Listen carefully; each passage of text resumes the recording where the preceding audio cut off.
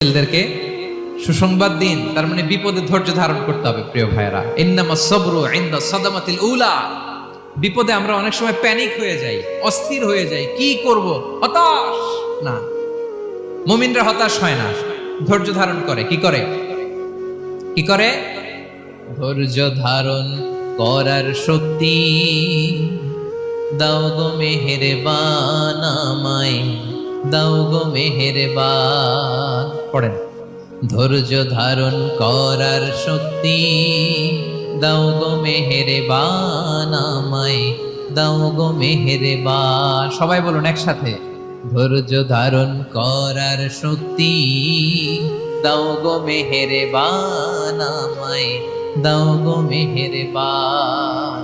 বুকের ভেতর ব্যথার নদী বইছে অবিরা, বইছে